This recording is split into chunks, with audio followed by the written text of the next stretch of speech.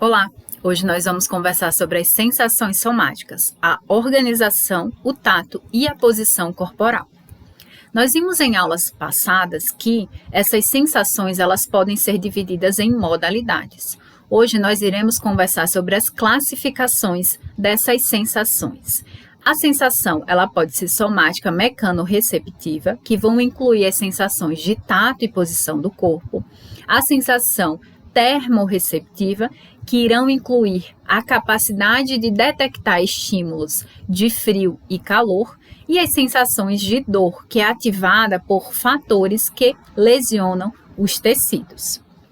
Outras classificações das sensações somáticas são as sensações esteroreceptivas, que estão relacionadas aos estímulos na superfície do nosso corpo, as sensações proprioceptivas, que estarão direcionadas a estímulos nos nossos tendões, nos nossos músculos e até nos mecanorreceptores da sola dos nossos pés, que também nos darão uma sensação de equilíbrio junto com as sensações dos sentidos especiais, da visão e do sistema vestibular. Além disso, essas sensações também podem ser viscerais, quando os estímulos partem dos nossos órgãos internos, e sensações profundas, que podem estar relacionadas com uma pressão profunda, dor ou ainda a vibração. Nós iremos dividir a detecção e transmissão dessas sensações táteis em sensibilidade tátil, que é o tato na pele ou nos tecidos logo abaixo da pele, sensação de pressão, que é a deformação nos tecidos mais profundos, e a sensação de vibração, que são sinais sensoriais repetitivos e rápidos. E aí a gente vai conversar sobre os receptores táteis da pele e quais estímulos esses receptores respondem. O primeiro deles são as terminações nervosas livres, que estão relacionadas a estímulos de tato e pressão. E na aula da semana que vem, nós iremos conversar também que essas terminações nervosas livres, elas têm a capacidade de perceber a lesão no tecido e assim ela também faz parte da sensação de dor. Nós temos o corpúsculo de Meissner, que são receptores que têm uma adaptação rápida. Se vocês não lembram sobre a adaptação rápida, volta na aula da semana passada, aula 2 de neurofisiologia, onde eu explico o que é um receptor de adaptação rápida, um receptor de adaptação lenta e quais transformações ou deformações nesses receptores precisam acontecer para que eles sejam considerados um receptor de adaptação rápida ou um receptor de adaptação lenta. E esse corpúsculo de Meissner, ele envia informação através de uma fibra mielinizada do tipo A-beta. Na aula também 2 de neurofisiologia, eu explico as diferenças entre uma fibra mielinizada, não mielinizada, do tipo A, do tipo C, do tipo delta, alfa, gama, e quais as informações que essas fibras elas são capazes de enviar para o nosso sistema nervoso central. O corpúsculo de Meissner, como receptor tátil, ele tem a capacidade de discriminar a localização espaciais das sensações. Ele também consegue discriminar aqueles movimentos rápidos através do nosso corpo. Então, mesmo de olhos fechados, se alguém toca com uma caneta no seu braço ou uma formiga está caminhando sobre a sua coxa, você consegue identificar exatamente a posição desse estímulo. Os receptores aqui do tipo disco de Merkel, eles se adaptam de forma parcial, detectam com isso os sinais que são mantidos sobre a nossa pele e também, junto aqui com o corpúsculo de Meissner, ele consegue nos dar a localização da sensação e também a nossa capacidade de discriminar aí a textura de determinados objetos. Nós temos o órgão terminal do pelo, que também se adapta rapidamente, consegue perceber movimentos de objeto na superfície do nosso corpo e também o contato inicial daquele objeto é informado através do órgão terminal do pelo. Nós temos também as terminações de Ruffini, que se adaptam muito lentamente e, por isso, elas não são boas para informar sobre a vibração. Elas informam melhor o estado contínuo de deformação dos nossos tecidos e também ajudam a sinalizar o grau de rotação articular, ou seja, é um receptor tátil que também está presente nessa informação da posição do nosso corpo. Nós temos o corpúsculo de Pacini, que está logo abaixo da nossa pele, e aí eles também são estimulados por compressão rápida dos nossos tecidos, se adaptam em poucos segundos e detectam vibração tecidual ou alterações rápidas do estado mecânico dos nossos tecidos. E aí nós podemos dividir essas terminações táteis em relação a duas formas de envio da informação para o nosso sistema nervoso central. Nós teremos aqui as terminações nervosas livres enviando a informação através das fibras mielinizadas do tipo A delta ou ainda através de fibras mielínicas do tipo C, quando estivermos relacionando a sensação de dor. Já todos os outros receptores táteis que falamos até agora, eles transmitem a informação através das fibras nervosas do tipo A beta, que possuem uma velocidade de condução maior quando comparado a A beta, e a delta e a C. E por isso, os tipos mais críticos de informações sensoriais ou de sinais sensoriais, eles são transmitidos por fibras de condução mais rápidas. Já os sinais menos discriminativos são transmitidos por fibras nervosas muito finas e muito mais lentas quando comparados às fibras do tipo A-alfa, por exemplo. E aí, essa transmissão de sinal, vamos aqui, tá? Vamos respirar aqui. Vamos lá. Na nossa aula 1, nós falamos sobre a organização do sistema nervoso central, onde, através dessas informações, nós temos lá, vamos lá, organização aí. Nós temos receptores periféricos que recebem os estímulos, seja do ambiente interno ou do ambiente externo ao nosso corpo. Quando eles recebem esse estímulo, é gerado um potencial receptor aqui, que se ultrapassa o limiar, gera um potencial de ação na fibra nervosa acoplada a esse receptor. Essa fibra nervosa, ela leva a informação até o nosso sistema nervoso central. E foi isso que nós conversamos na primeira e na segunda aula. Hoje, eu comecei a aula falando que nós temos as sensações somáticas que estão relacionadas com, na aula de hoje, posição, organização do corpo e também sobre a temperatura. E essas sensações somáticas, elas são captadas por receptores do tipo terminações nervosas livres, Ruffini, Pacini, órgão terminal do pelo e as terminações nervosas livres. E essas informações, elas são enviadas principalmente através de dois tipos de fibras. A fibra do tipo mielínica A beta e a fibra mielínica do tipo A delta, sabendo que as informações que são enviadas pela A beta são mais rápidas conduzidas e também essas informações que são enviadas por essas fibras, elas têm uma necessidade alta de discriminação dessa sensação. Já as informações enviadas pela A delta ou ainda pelas fibras do tipo amielínica do tipo C, elas são mais lentas, conduzidas para o nosso sistema nervoso central e também tem uma capacidade menor, uma necessidade menor, na verdade, de discriminação tátil. E essas informações, como são diferentes, têm uma velocidade diferente e são transmitidas por fibras diferentes, obviamente, elas têm um sistema diferente de condução. E é sobre esse sistema aí de transmissão ou condução dessa informação que nós iremos nos ater agora. E, basicamente, essas informações táteis, elas são enviadas por 2 sistemas de transmissão. Um que é chamado de sistema dorsal leminísco medial e outro que é chamado de sistema pela via anterolateral. Então, são essas duas aí, esses 2 sistemas que carregam a informação das nossas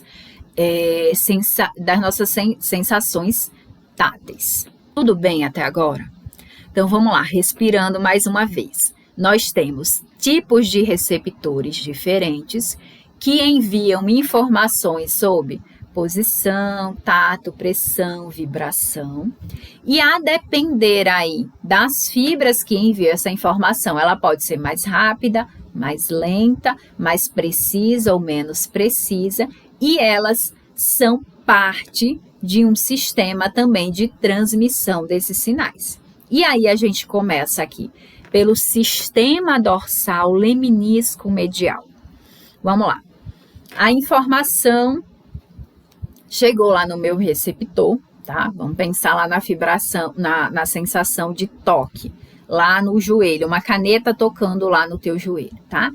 Então, o receptor de tato recebeu essa informação, esse estímulo, na verdade, gerou potencial receptor nesse receptor e ultrapassou um limiar que gerou um potencial de ação na fibra nervosa que irá enviar essa informação a partir lá do nosso joelho até o sistema nervoso central. Essa fibra nervosa, ela vai seguir um caminho. E esse caminho que a fibra nervosa vai seguir vai ser o seguinte. Vamos prestar atenção aqui nessa imagem, tá? Nós vamos ter aqui a transmissão, obviamente, ascendente dessa informação, partindo lá do nosso joelho, mas aqui na imagem tem partindo no nosso pé, uma pena tocando aqui no dedo lá do pé. E aí essa informação, ela vai entrar na parte posterior da medula, tá? Na parte aqui das colunas dorsais da nossa medula. E vai subir. Obviamente, essa informação é ascendente. Quando chegar na região do bulbo, ela fará conexão com uma nova fibra nervosa. E essa fibra nervosa agora, ela irá cruzar para o lado oposto. Então, quando alguém está tocando lá no seu pé direito, a informação vai ser carregada até o bulbo, faz sinapse no bulbo e a partir do bulbo vai para o lado contralateral e a informação irá continuar subindo até a região do nosso tálamo e também vai lá para o nosso córtex. Então, esse é o sistema dorsal leminísco medial, que tem a capacidade de enviar informações mais precisas e de forma mais rápida. Então, sistema leminísco medial. Nós temos lá entrada de informação pela coluna dorsal, chega no bulbo, faz uma conexão, uma sinapse lá com neurônios presentes no bulbo, e aí essa fibra nervosa presente no bulbo agora vai cruzar e enviar a informação para a região do tronco cerebral e para a região aqui do tálamo de forma contralateral. E do tálamo vai ser enviada aqui para a região cortical, onde essa informação será interpretada. Já a via anterolateral, a imagem está trocada aqui, tá? Mas na via anterolateral vai acontecer... Deixa eu pegar a imagem aqui.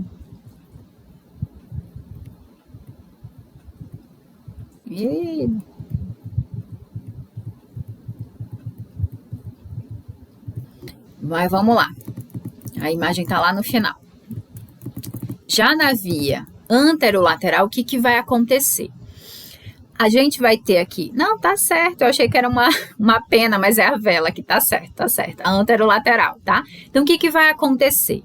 A informação vai entrar também pela parte da coluna dorsal da nossa medula, só que no momento que ela entrar, ela já vai cruzar para o lado contralateral e aí ascender para fazer conexões na região aqui supracortical, enviando para a região subcortical inicialmente no tálamo e depois para o córtex. Tudo bem até aqui? Então, leminisco medial, informação entra pela coluna dorsal, faz conexão no bulbo e cruza para o lado contralateral, de onde serão enviadas as informações para o tronco encefálico, tálamo e região cortical.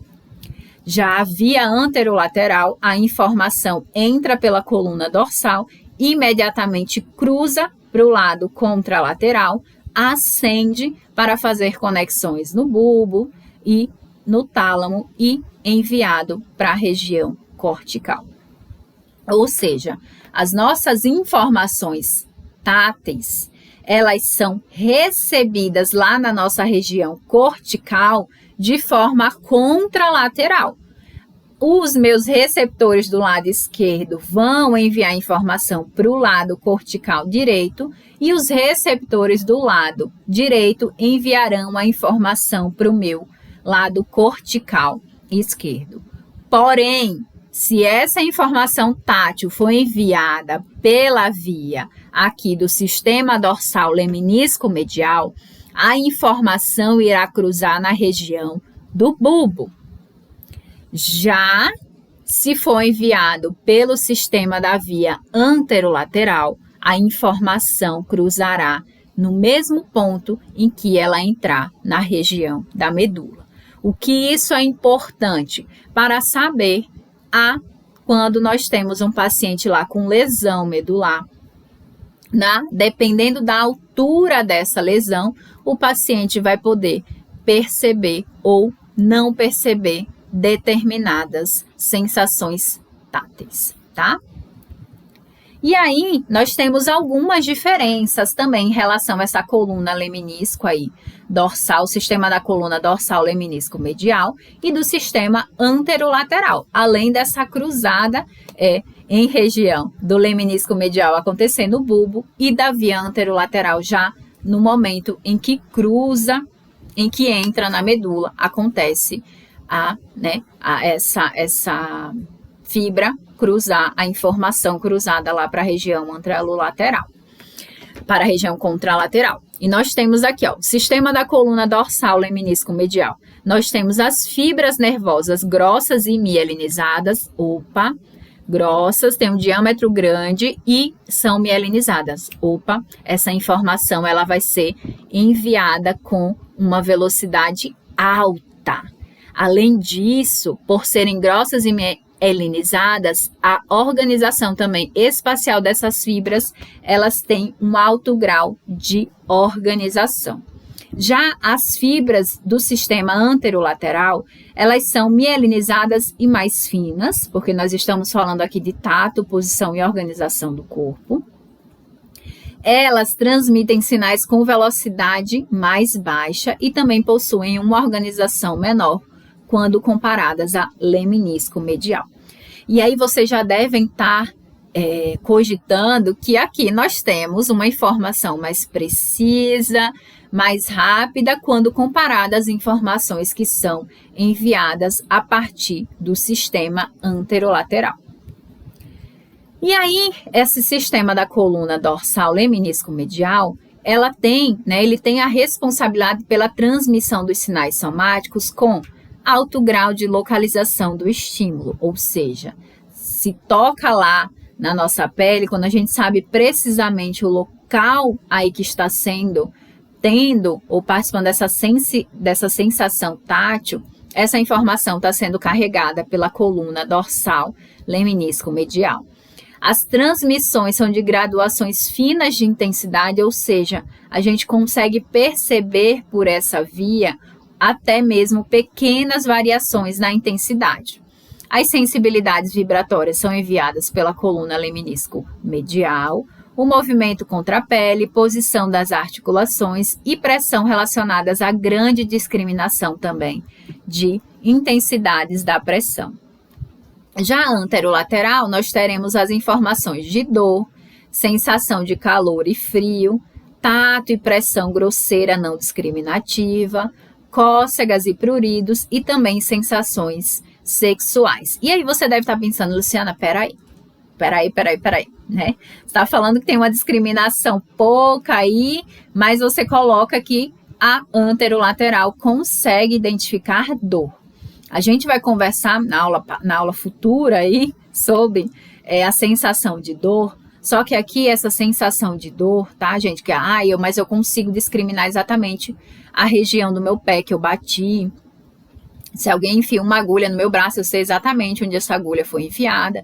Mas aí a gente vai estar conversando sobre esses aspectos de localização da dor na aula futura e nós entenderemos o porquê que a gente consegue identificar essa dor, o local exato que está acontecendo essa lesão tecidual. Não vou dar spoiler aí para vocês, vão ter que assistir sim a próxima aula para saber como é que a gente consegue discriminar aí a sensação, a posição da dor. Então, vamos lá.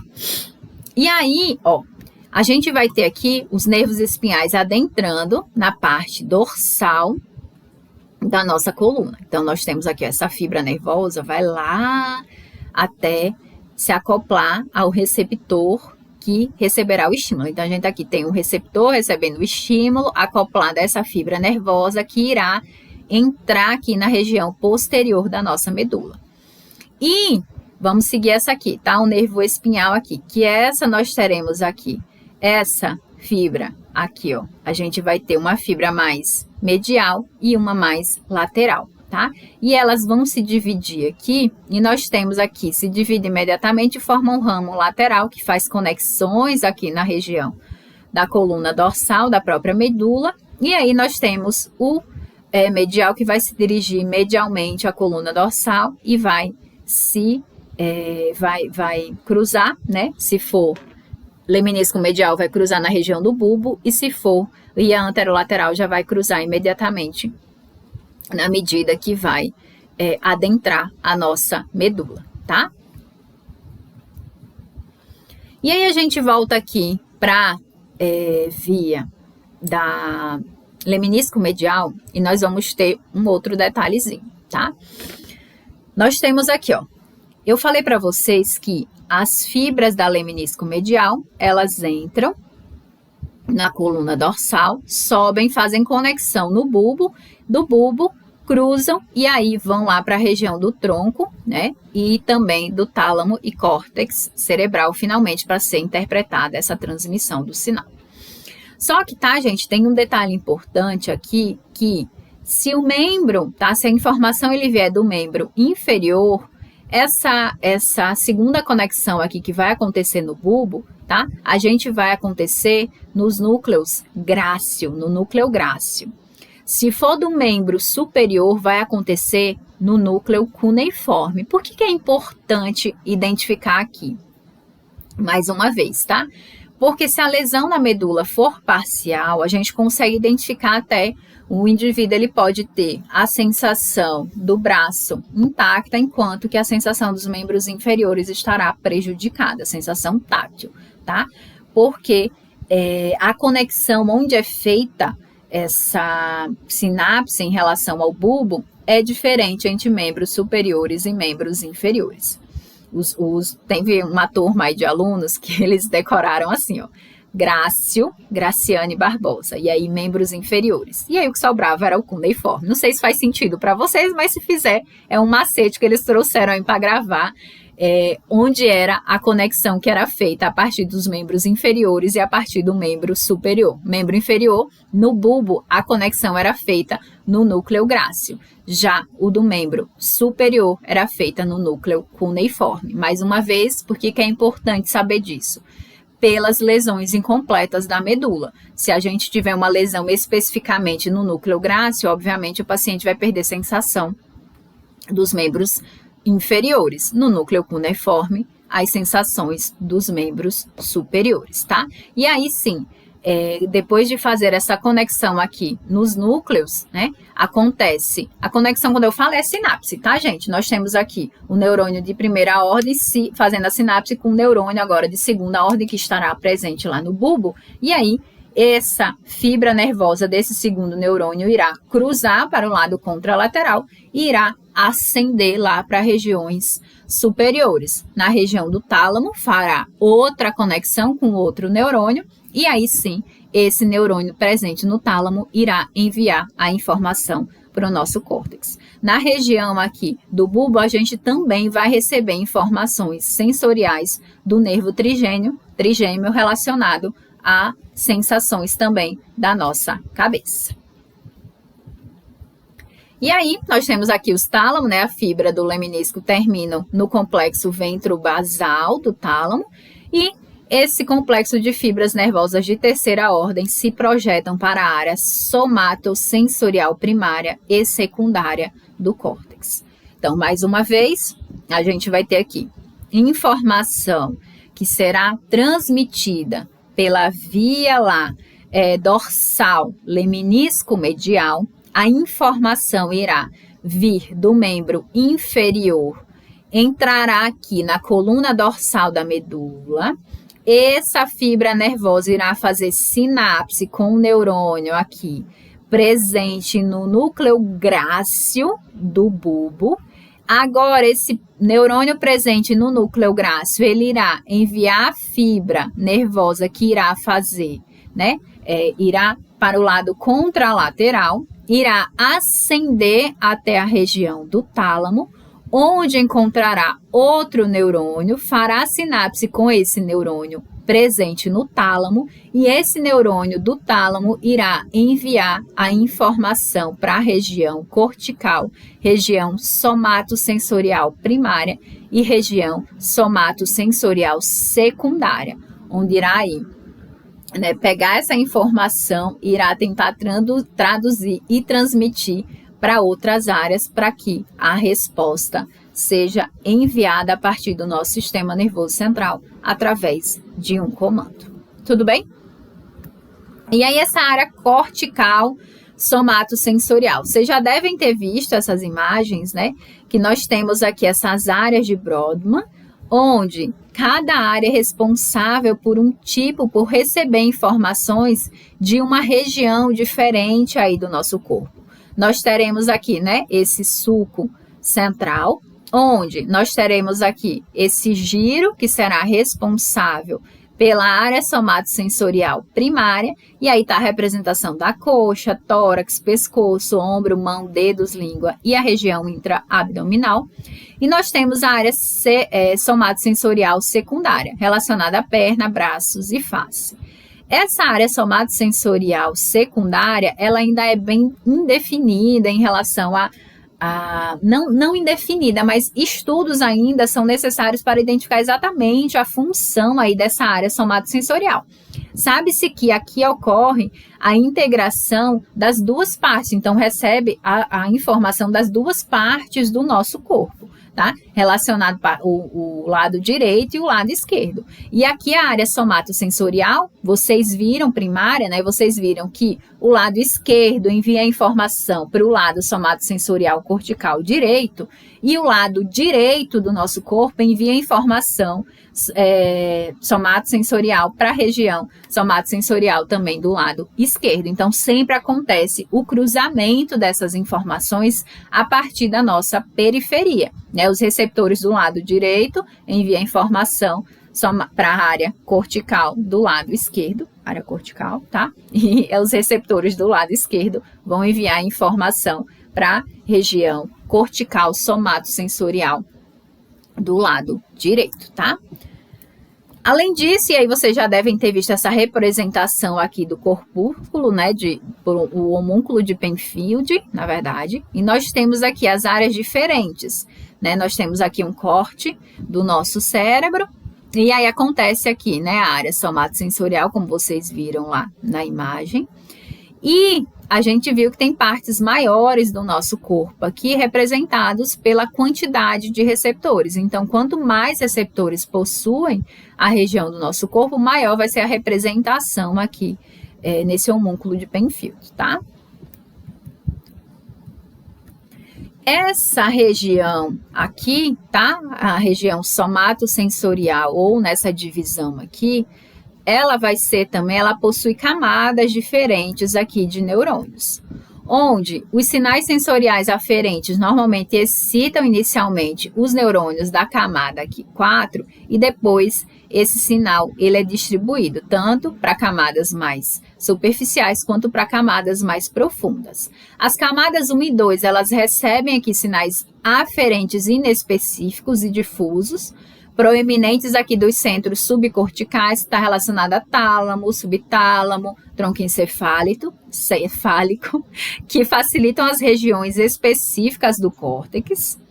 Nós teremos aqui as camadas também 2 e 3, enviando axônios para se relacionar com o lado oposto cortical do cérebro, através do corpo caloso. Então, embora as informações elas cheguem nessa região e nessa região de forma contralateral, a depender dos receptores do nosso corpo, quando essas informações chegam aqui nas áreas, né, na camada 4, por exemplo, e adentra a camada 2 e 3, a partir dessa camada 2 e 3 também são enviadas informações para a região contralateral através do corpo caloso. Então, apesar do córtex somatosensorial primário do lado direito receber informações da periferia do lado esquerdo do corpo, mas ele também está ciente do que acontece do lado direito, porque essas camadas de neurônios presentes no próprio córtex somatosensorial envia informação contralateral para o seu lado oposto através do corpo caloso. Os neurônios da camada 5, eles enviam, aí são responsáveis por enviar informações para os gânglios da base, tronco cerebral e medula também espinal.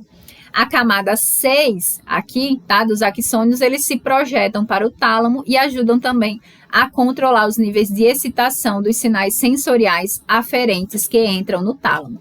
A gente conversou também na aula 2 que o sistema nervoso, ele também é capaz de inibir, de controlar essa informação que está chegando para que não aconteça uma fadiga sináptica no nosso sistema nervoso central. Então, esses neurônios aqui da camada 6, eles enviam essa informação para o tálamo para meio que inibir esse tálamo para que controle aí essa excitação dos axônios que estão presentes lá, ou dos neurônios que estão presentes lá no nosso tálamo. E aí, nos 5 a 10 milímetros anteriores do giro pós-central, nós temos essas colunas aqui, ó, tá?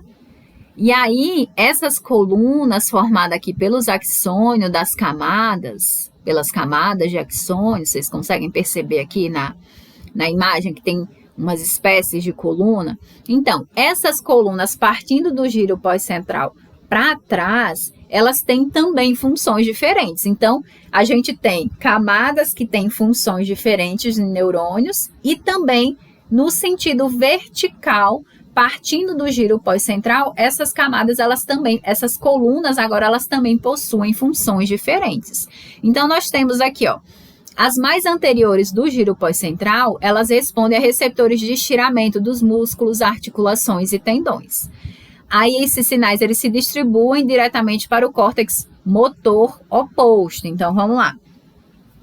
A informação veio da periferia, subiu lá pela medula, chegou na região do tálamo, foi enviado para o córtex somatosensorial.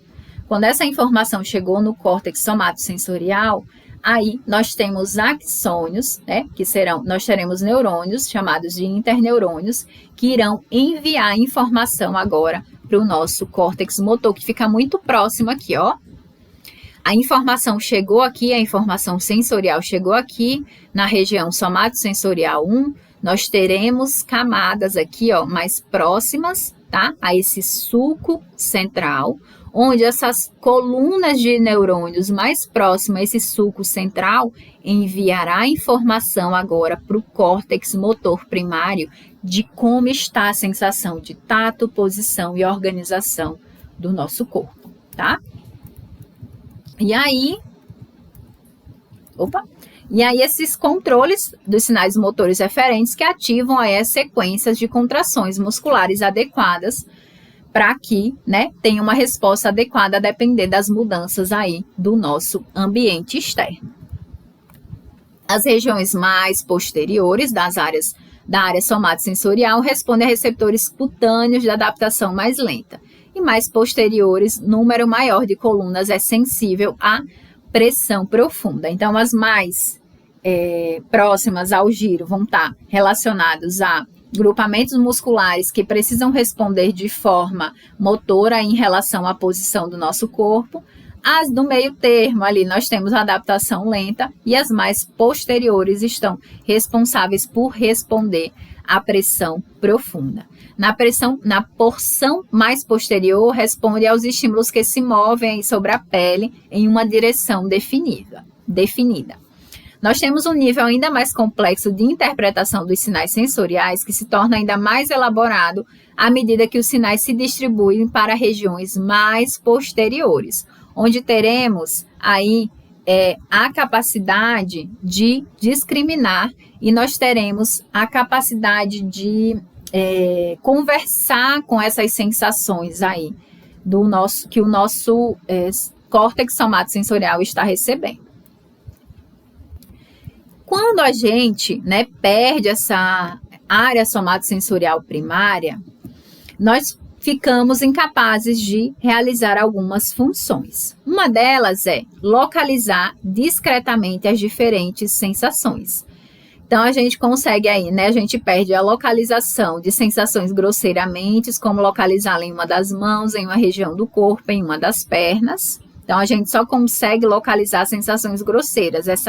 Esse tato mais discriminativo, mais fino, ele será dificultado. Incapacidade de analisar diferentes graus de pressão sobre o nosso corpo. Então, essa área somatosensorial, ela consegue interpretar, entender qual é a pressão, qual é a quantidade de intensidade do estímulo aí sensorial. Incapacidade de avaliar o peso dos objetos. Nós ficamos incapazes de avaliar os contornos e as formas do objeto, e aí nós temos um distúrbio chamado estereognosia, que é essa incapacidade de, você está de olhos fechados, coloca um objeto, obviamente que você já teve experiência com esse objeto, e você não consegue identificar que objeto é, se você tem aí uma lesão na área somatosensorial primária. Incapacidade de avaliar a textura dos materiais e a sensibilidade dolorosa e térmica, ela é mantida. Porém, a gente perde essa capacidade de avaliar a qualidade e a intensidade. E a localização, ela também fica prejudicada. Ou seja, o indivíduo consegue sentir a alteração do calor, frio, e também mantém a sensação dolorosa, a percepção da dor, da lesão ali do tecido. Só que a intensidade dessa lesão, dessa alteração térmica, ela fica prejudicada, bem como a localização dessa lesão ou dessa alteração de temperatura no corpo. Áreas de associação somatosensorial, nós temos a área 5 e 7 aqui, que são responsáveis por integrar aqui as informações. Então, as áreas corticais 5 e 7 de Brodmann, elas são classificadas como área de associação somatosensorial, onde acontece a interpretação dos significados mais profundos dessa informação sensorial através dessa associação das informações. E os tratos neuronais que chegam à área de associação somatosensorial, ou seja, que chegam aqui nessas áreas 5 e 7, eles vêm da área somatosensorial primária, dos núcleos ventrobasais do tálamo, outras áreas do tálamo, córtex visual e também do córtex auditivo. A gente vai ver em aulas futuras que a gente vai ter aqui, responsabilidade do córtex auditivo na região temporal aqui e occipital a gente vai ter a parte da percepção visual. Então, todas essas áreas aqui enviam para a área de informação aqui de associação somatosensorial. E aí, como é que se dá essa transmissão, tá? Das informações. Nós temos um circuito neuronal básico aqui da coluna dorsal leminisco medial. Então, nós temos aqui, o estímulo na pele e essa informação sendo enviada para o nosso sistema nervoso central. E aí, se o estímulo for fraco, a gente tem o envio da informação apenas aqui pelos neurônios mais centrais do nosso sistema leminisco medial. Porém, se esse estímulo ele começa a aumentar a intensidade, a informação também vai ser enviada pelos neurônios aqui que estão ao lado desse neurônio central, tá? E no centro, obviamente, eles descarregam com uma frequência maior quando comparado a esses axônios que estão mais na região lateral. Além disso, através desse circuito neuronal da coluna dorsal leminisco medial, tem a capacidade de discriminar dois pontos. Aqui nós temos o circuito onde estamos apenas encostando uma caneta na pele, tá? E aqui nós temos duas canetas sendo encostadas na nossa pele.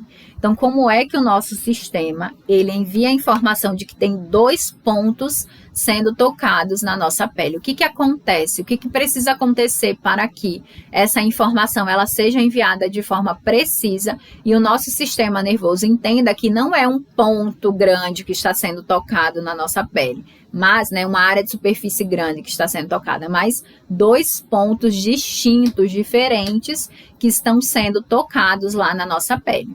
Nós teremos aqui o estímulo na região da pele e ele vai ser enviado aqui, A parte mais central envia informações da frequência mais precisa aqui, ó.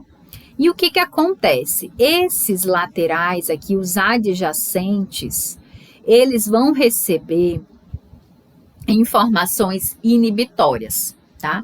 E aí, o nosso sistema nervoso central consegue captar que nós temos a presença de dois pontos de pressão. Consegue discriminar esses dois pontos, porque à medida que a informação é excitada pelo neurônio aqui central, ao mesmo tempo, os adjacentes, eles recebem aqui, tá? Informação inibitória lateral. E dessa forma, o meu sistema nervoso central consegue receber a informação de dois pontos e discriminar até mesmo a quantidade de pontos. Eu estou falando 2, mas poderia ser 3, 4. Mas isso também, tá, gente? Vai depender da região. Na palma da mão, a gente tem uma quantidade maior de receptores. Então, a gente tem uma possibilidade maior de discriminar dois pontos, de 2 ou mais pontos, quando comparados à nossa região das costas, nossa região dorsal, tá? Então, esse efeito de inibição lateral, ele vai funcionar de forma mais precisa em determinadas regiões, como da nossa palma da mão. Se vocês quiserem aí fazer o teste em casa, mas terá que ser com outra pessoa, tá? Você pede para a pessoa fechar os olhos e você põe, por exemplo, duas pontinhas de agulha, põe o que é bem pequena, põe o bumbum da agulha, não vai botar a ponta para não furar ninguém.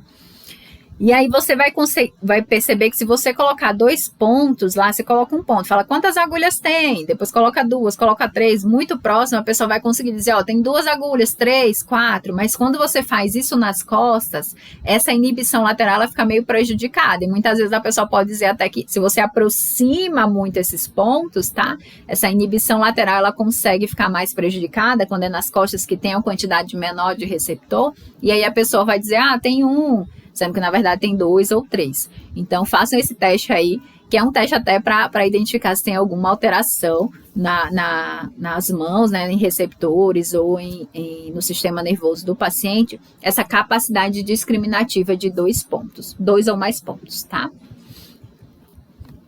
E aí as características de transmissão e de análise aí pelo esse sistema leminísco medial. A gente tem aqui que os sinais vibratórios de alta frequência, como vimos nos slides iniciais, eles passam pelo corpúsculo de Pacini na pele e nos tecidos mais profundos.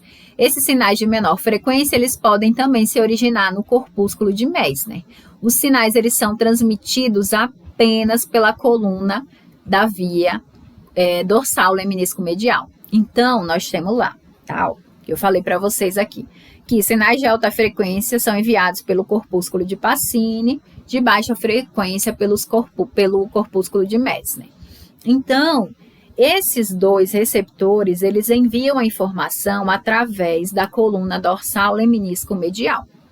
Se eu pego lá o diapasão, que é aquele teste, que é aquele instrumento lá de vibração que vocês encostam no paciente, Se, né, em várias áreas do corpo do paciente, se tiver alterado, se o paciente não consegue perceber onde é que está sendo vibrado, onde é que está passando a vibração no corpo, provavelmente esse paciente tem uma lesão aí na via lemnisco dorsal, porque ela é a única que transmite essa informação para o nosso sistema nervoso central.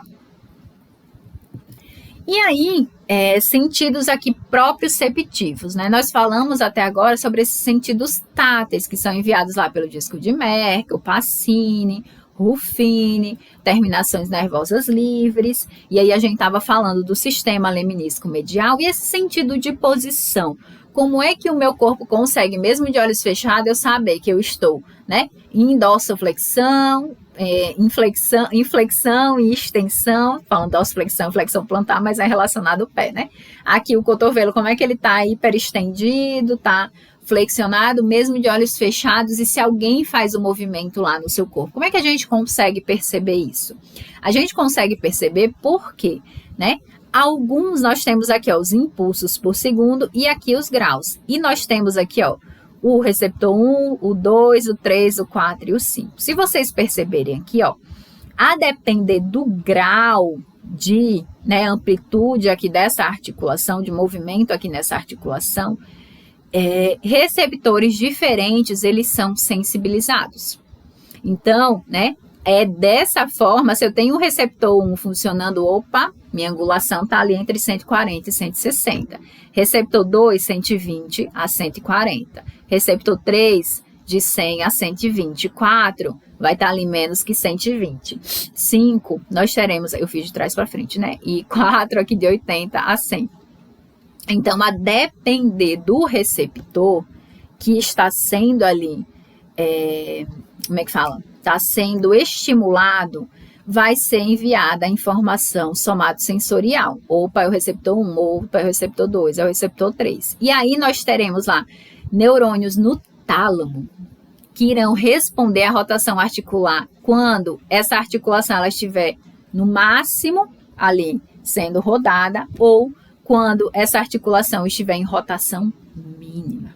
Tá? Então, aqui eu tenho receptores enviando para o tálamo, e esse tálamo só responde a partir dos receptores de informação mínima.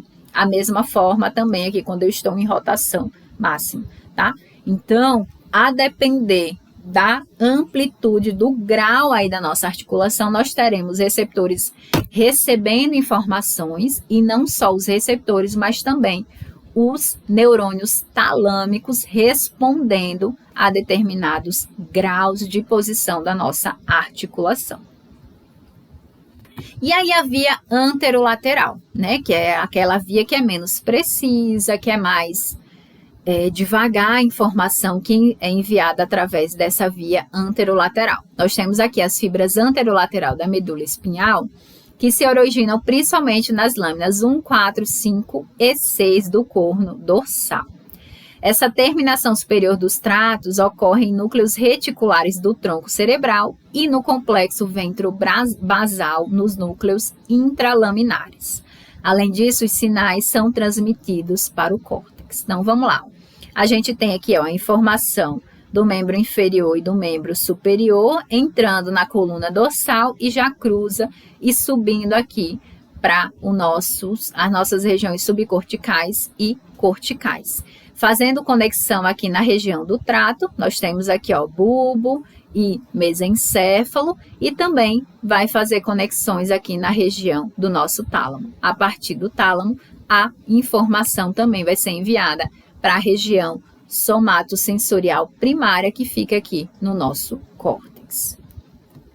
E aí, como eu falei para vocês, a velocidade de transmissão ela vai ser mais baixa, o grau de localização do sinal também vai ser menor, e aí as graduações de intensidade também serão menos precisas. Tem a capacidade de transmitir sinais que se alteram e se repetem rapidamente, vai ser pequena. Então, a gente tem aqui informações menos precisas e mais lentas sendo enviadas lá para o nosso sistema nervoso central. E aí, né, na sensação somática, o tálamo aqui ele tem uma leve capacidade de discriminar a sensação tátil. Então, se eu perco aqui se eu lesiono o somatosensorial, o córtex, o tálamo aí funcionando plenamente, eu tenho uma capacidade bem sutil de discriminar a sensação tátil. Ela não é precisa, eu posso dizer assim, está na minha coxa, mas não sei precisamente, está na parte mais proximal, mais distal, tá? Então tem essa imprecisão na capacidade de discriminar se tem alteração no córtex somatosensorial. Mas na sensação dolorosa e de temperatura, parece ser mantida completamente. Então, a pessoa consegue perceber a dor, consegue perceber a alteração da temperatura. Porém, a graduação aí pode ficar também prejudicada. Então, parece que essa sensação da percepção de dor e de temperatura está bastante relacionada com o tálamo e regiões aqui subcorticais, como mesencéfalo, ponte e bulbo. Porém, quando o córtex está funcionando plenamente, a região somatosensorial primária, o indivíduo ele também mantém essa capacidade de discriminar não só a dor e a temperatura, mas também a intensidade, a graduação, a frequência aí dessa dor e da temperatura. Tudo bem? Então, vamos lá. Além disso, nós temos aqui o controle cortical da sensibilidade sensorial.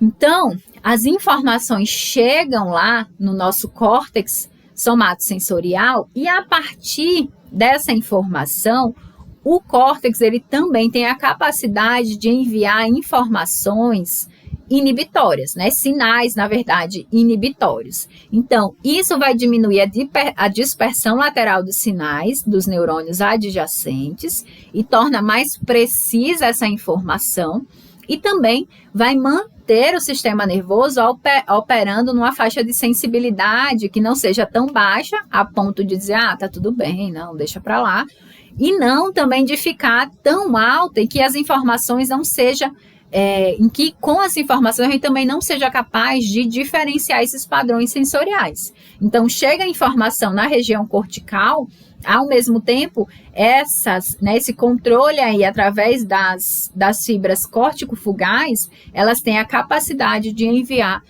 sinais inibitórios para meio que controlar essa informação que está chegando, né, a quantidade, a intensidade de impulsos que estão chegando lá na nossa região somatosensorial primária. E além disso, né, nós temos aqui, a gente estava falando sobre posição, sobre envio de informações, e cada região do nosso corpo, a informação é levada por uma fibra nervosa diferente, por conjuntos de fibras nervosas diferentes.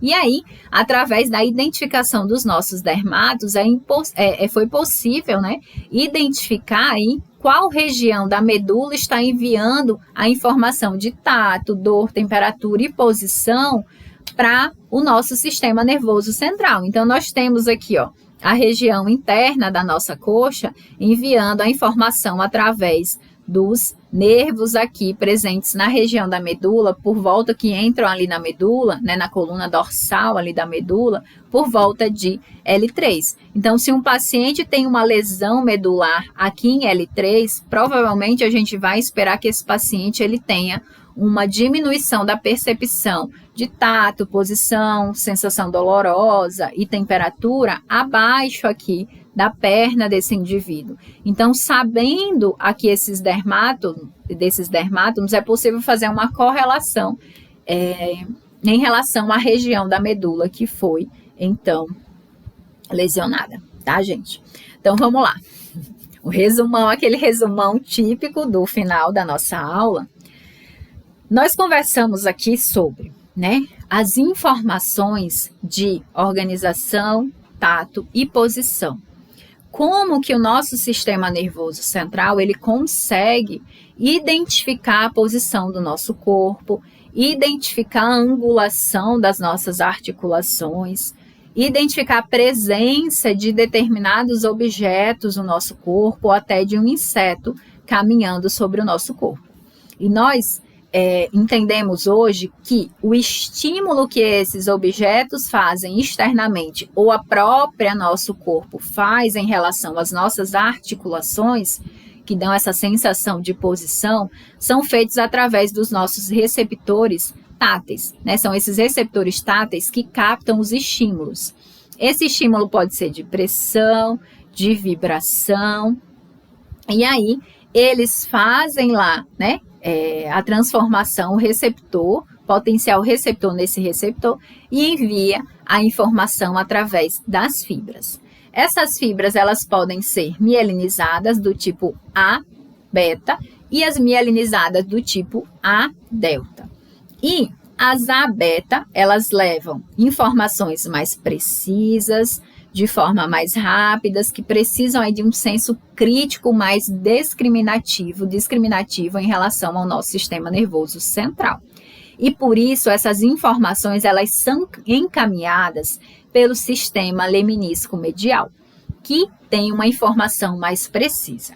Nós vimos que essas informações elas são carregadas de forma diferentes em relação ao membro inferior e ao membro superior, quando essa informação está sendo carregada pelo sistema leminísco medial. Além disso, informações menos velozes e menos discriminativas são enviadas por fibras através do sistema da via anterolateral. Só que ambas essas vias, elas fazem conexões lá na região do nosso tálamo. E a partir do tálamo, essa informação é agora enviada para o nosso córtex sensorial. Esse córtex sensorial, ele é capaz de interpretar as informações sensoriais e aí enviar a informação ainda para as áreas corticais sensoriais de associação ou ainda para a região cortical motora, onde o indivíduo vai responder de acordo com a resposta adequada que está sendo desencadeada a partir do nosso ambiente interno ou nosso ambiente externo.